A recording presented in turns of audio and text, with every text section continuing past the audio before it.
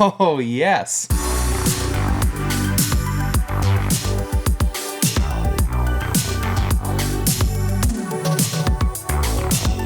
What's up, everybody? You're watching Tech Dangus, and in this video, I'm gonna unbox something that I've been waiting for a really long time, but I finally got it. In fact, this is something that just came out. I've needed a new studio light in my studio for a while. This light that I'm using right now is a ProMaster brand light that I got at Mike's Camera. It was like 150 bucks or something on clearance. It's worked well so far. As you can see, it lights up my scene just fine. I do have two side fill lights though for, you know, extra lighting, but it's maxed out. I'm using a 1.4 aperture lens at ISO 400 and that thing's on at full blast. So it can't get any better than it is right now. So I wanted something that, you know, if I needed more light, I'd be able to do so. Secondly, this light puts out kind of a green tint, which is really annoying to color correct in post. It'd be nicer if I had something a little bit more natural. So the time is finally here for me to unbox this. So this is the Aputure LS 300X, which is the bicolor version of their very popular LS 300. It's essentially the same light, but bicolor, which is really cool. All right, let's pop this box open and see what you get for 1,200 bucks.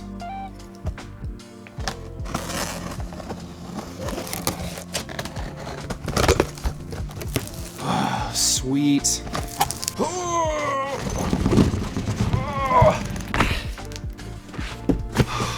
That's not light. So it comes with a arm strap for your carrying case. And then a little luggage card thing here for if you want to take it on a flight and, you know, not lose it. And then, oh, they've got a little security seal. Let's go ahead and pop that open. Achoo!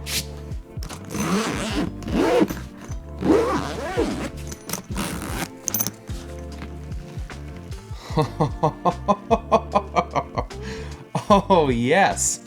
So, okay, this is gonna have to be a strictly overhead shot because with this thing flipped up, it's gonna be tough to see anything in the main camera. So first of all, in the zip pouch there, we've got the product manual, and yeah, we'll go ahead and read that later. Some stickers in case you want to put stickers on something. Got some silica gel. Don't eat this; it's bad for you. You don't want to eat that. Got our little IR transmitter. Actually, it's 2.4 gigahertz apparently transmitter. That's cool. We'll go ahead and pull the tab out of that right now.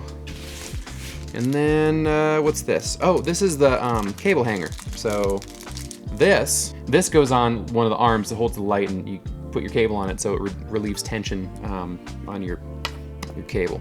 So yeah, we'll put these back. So that comes out, I think, should. Aside too, and there it is. So okay, for how powerful this light is, this is surprisingly compact. It's got this cool kind of carbon fiber looking trim to it. That's not good. I literally opened it up and a screw came out. I hope nothing's broken in there. Jeez. There's your COB surface, no touching. No touching! If anybody's an Arrested Development fan.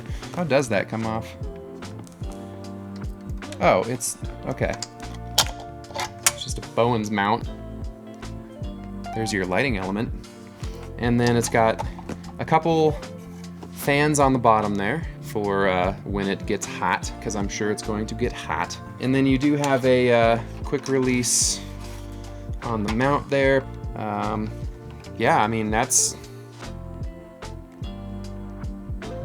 pretty straightforward. And then you have your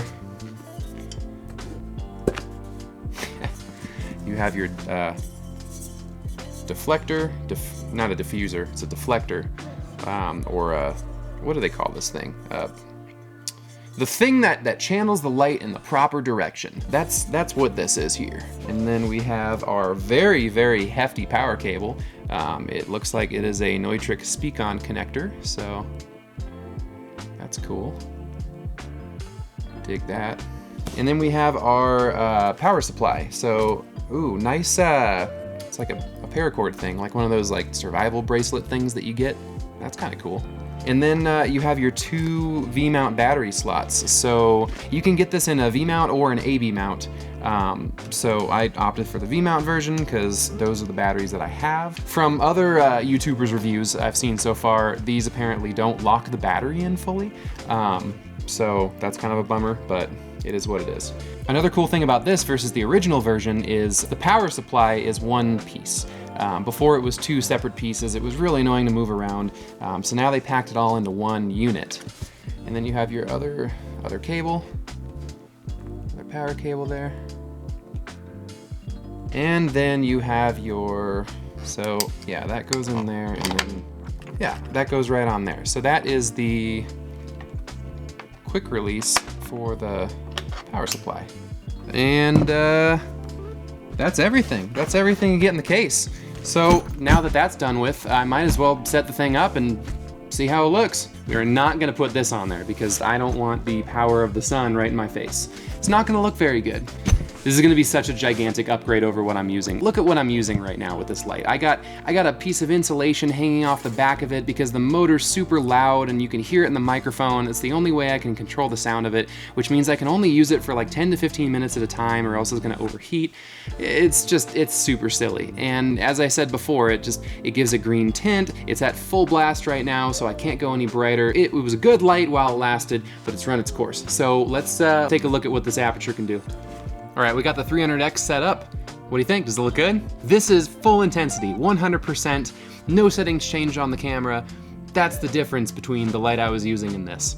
Pretty nuts. Let's go down to a quarter. I think a quarter might do it. Okay, so right now we're set to 5600K and I haven't changed any settings or anything like that. Man, this might be overexposed even at a quarter. That's insane. All right, I actually had to put an ND filter on the lens because even at a quarter, it was still way overexposed. So right now we're at 25% on the light and 2 stops on the ND filter. So that's just nuts. So the remote control that comes with the light is absolutely crap. It's useless. Really all you can do is change the intensity level. You can't change the color. It's silly, don't use it. Get the Citus? Get the Citus app. Basically all you have to do is you get the app, sign in, it's gonna ask you a bunch of questions about what you do and who you are and blah, blah, blah. But once you get in there, it'll bring you to your scene screen and you can click the plus sign there and then create a new scene, and then in your fixtures network you hit the green plus button, and then on the 300X itself you just go to the menu, scroll down to Bluetooth reset, and when you hit that it'll automatically just show up in here. You can hit link and then you're good to go. So I have it all set up ready to go. As you can see, intensity 25%, it's set to 5600K. You can change the color temperature just by sliding there. Let's go down to 3200 and see what that looks like. That's a little bit too warm. Look at my overhead, it's like orange. It does have a couple presets that you can use, so that's kind of handy. You don't have to use the slider. We can go to 4000K. There's 4000. We can go back up to 5600K. There's that. Let's move up to 65. Is that too cold? I think that might be a little bit too cold. So we'll go back to 56. I think 5600 is the sweet spot for this light in this setting. Obviously your mileage will vary depending on where you're filming and what your white balance is set to. Another cool thing that you can do with the Citus app is you can change like gel settings. So if you want to put on, different gels, you can kind of select between those and it will change what it would look like if you were putting on gels. The effects screen here, the effects are really cool. So you can choose between warmer, natural, or cooler on the effects. You can change the effect frequency. Let's turn that up really high just for demonstration purposes. And then you can set the intensity. So we'll set the intensity to 50% because that seems like a good idea. And then let's start with the fire effect. That might be a little bit too intense. Let's go back down to 25.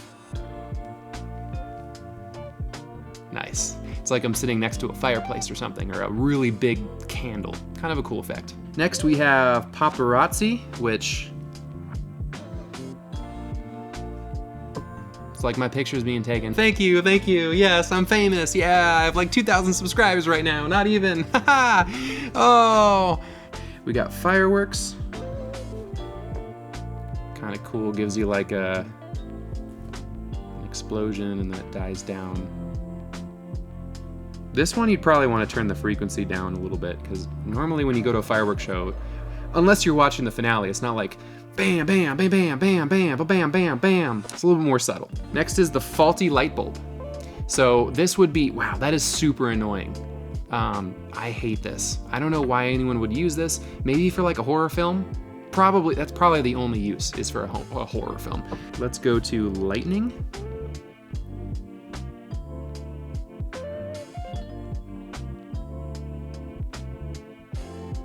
Does it feel like I'm in a thunderstorm? Be better if it was raining. This is the TV setting, which kind of mimics like if you're watching a TV show, and you know how like the scene changes and the lighting changes and the light on your face. So if you're like watching a TV in the dark, that's basically what this is. That's pretty neat. All right, pulsing. Really just as easy as that. It's pulsing. You've got strobe, which I'm sorry if anyone has epilepsy, that this is really intense. I hate this. The frequency, yeah, it's a little bit better if you turn it down. It's still not good. It's not good no matter what you do. Let's not use the strobe. And then you have explosion. It's not a frequency thing, it has a trigger, so you trigger it. Kind of neat. Kind of dies out. And then back to the fire. All right, so in conclusion, this light is exceptionally rad and I'm super glad I bought it. It looks fantastic. It's very easy to use. You should go out and buy this light, seriously, just do it. One thing that I noticed right away, right when I turned it on, is how quiet it is. I mean, I had the microphone set up so you wouldn't be able to hear the old one anyway with the insulation on it. Thank you so much for watching this video. If you enjoyed it, please subscribe, comment below, make fun of me in the comments, whatever, it's all good. See you later.